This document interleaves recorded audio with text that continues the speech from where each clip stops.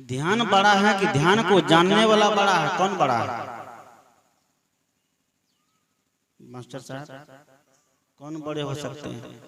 ध्यान बड़ा हो सकता है कि ध्यान को जानने वाला बड़ा हो सकता है? जो जानेगा।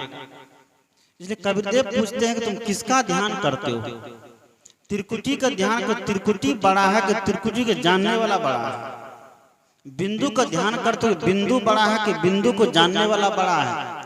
कबीरदेव इस रास्ता पर आकर के रुकते हैं, यहाँ से प्रश्न पूछते हैं कि बिंदु बड़ा नहीं कि बिंदु को जानने वाला बड़ा है? त्रिकुटी बड़ा नहीं त्रिकुटी को जानने वाला बड़ा है। ये नाद बड़ा नहीं नाद को जानने वाला बड़ा है। ये मानस बड़ा नहीं कि मानस को मानने वाला बड़ा है। सदगुरु कहते हैं कि पहले ध्यान को जानिए, पहले ध्यान को समझिए।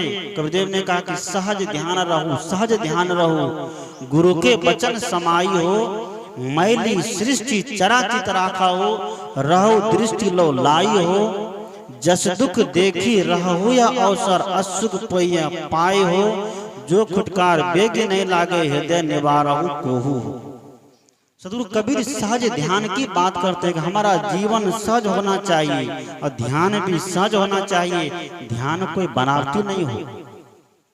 कबीर साहब का ध्यान है कि ध्यान निर्विषयम मनः। इस सांगकार महाराज कपिल ने कहा कि ध्यान क्या है? मन का पूरी तरीके से निर्विषय हो जाना।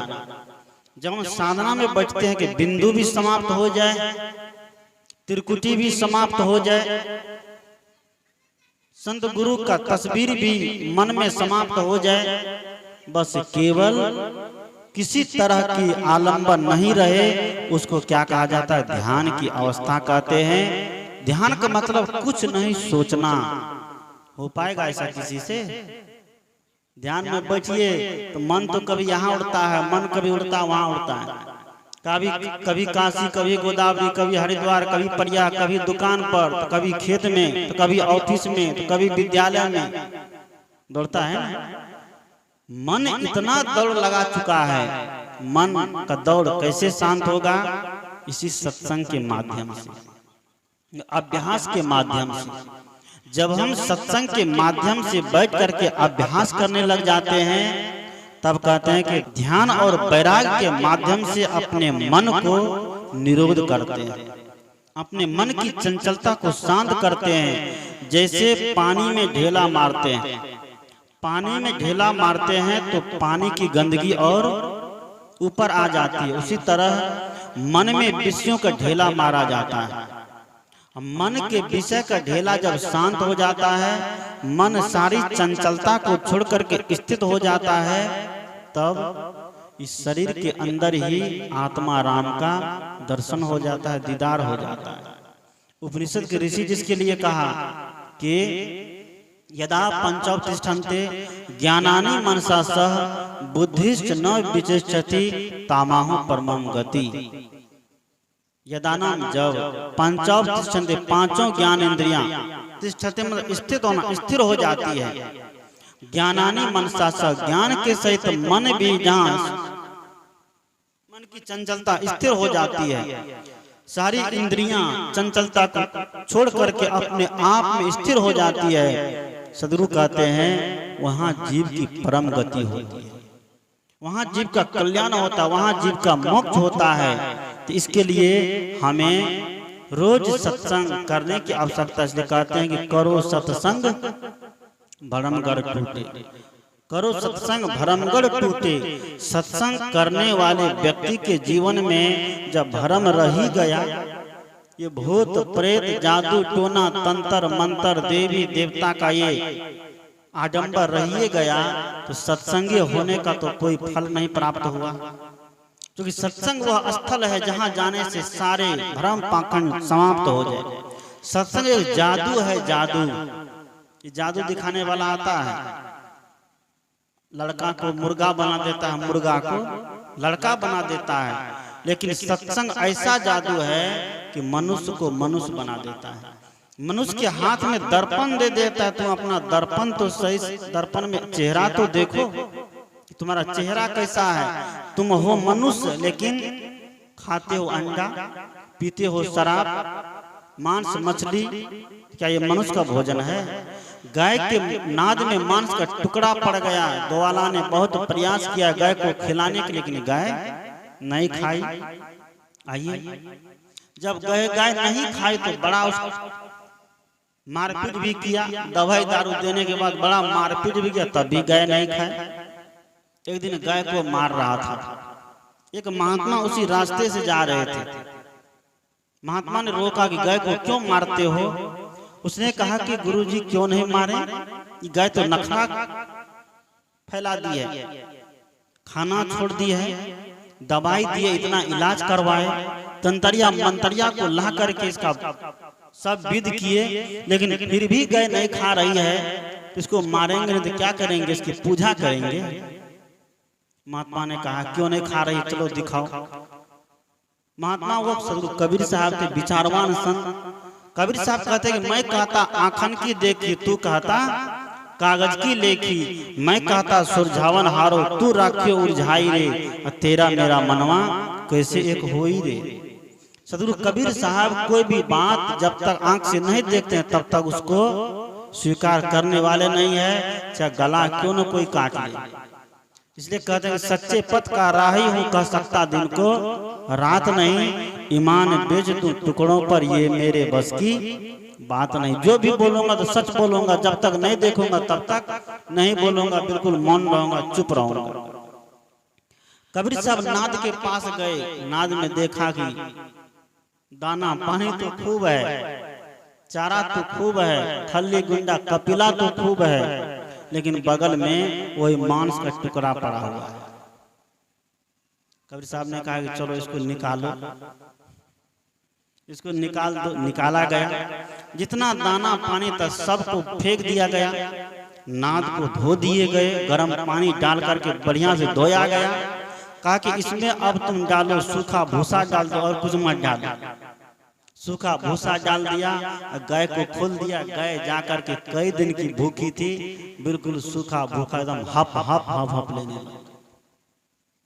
गाय मरना मंजूर कर लिया, लेकिन जिस नाद में मांस का टुकड़ा पड़ गया वह उस थाली में, उस नाद में खाना पसंद नहीं किया।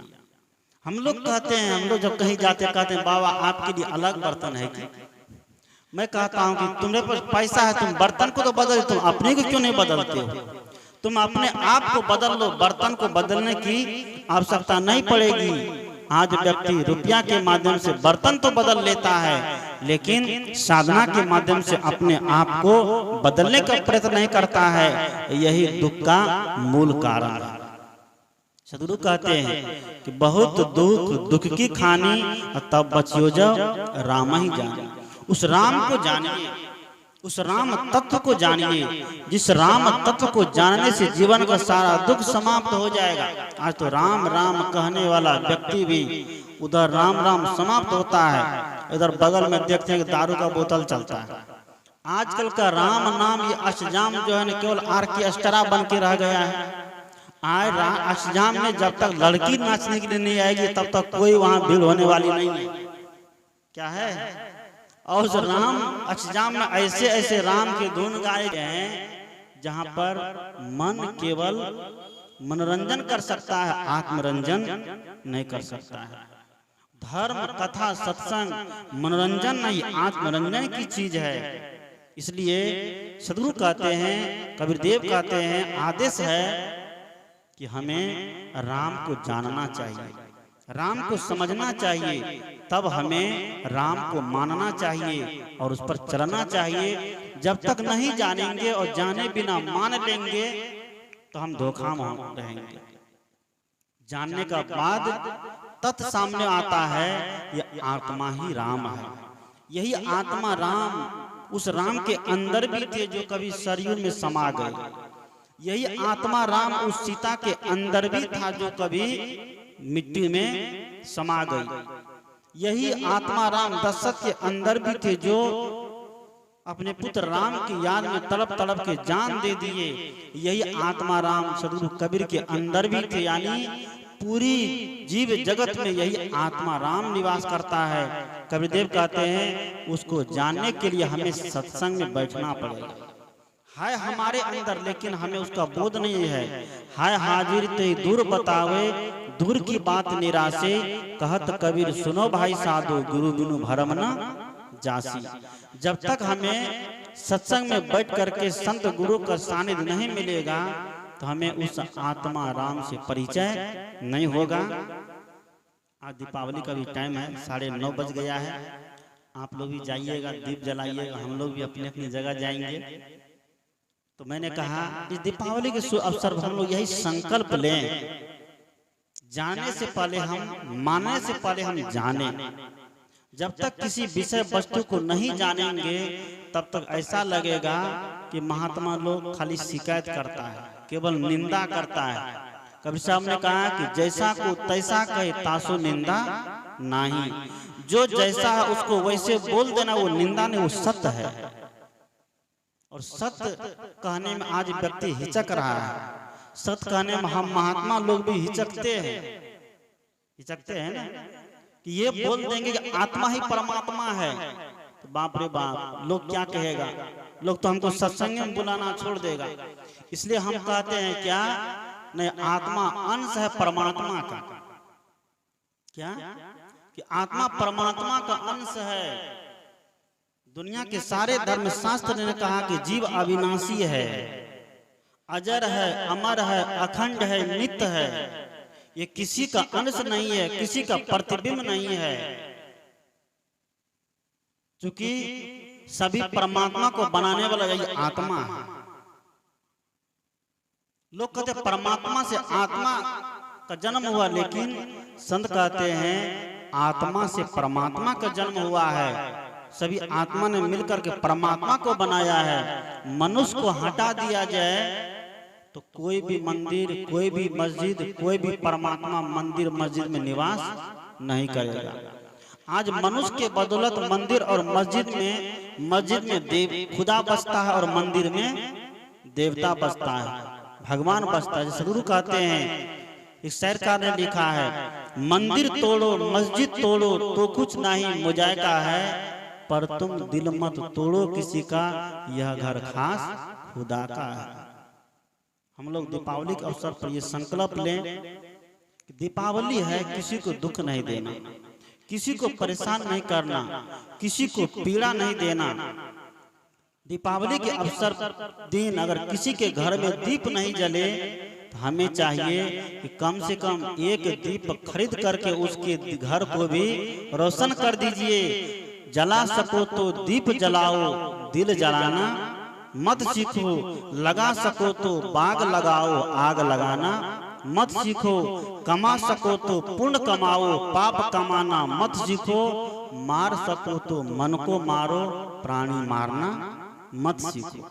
बस इन्हीं शुभकामनाओं के साथ आप तमाम श्रोता बंधु को बहुत बहुत धन्यवाद देते हुए कि कल से ही आप लोग मेरी बात को बड़े ही लगन पूर्वक श्रवण करते रहे।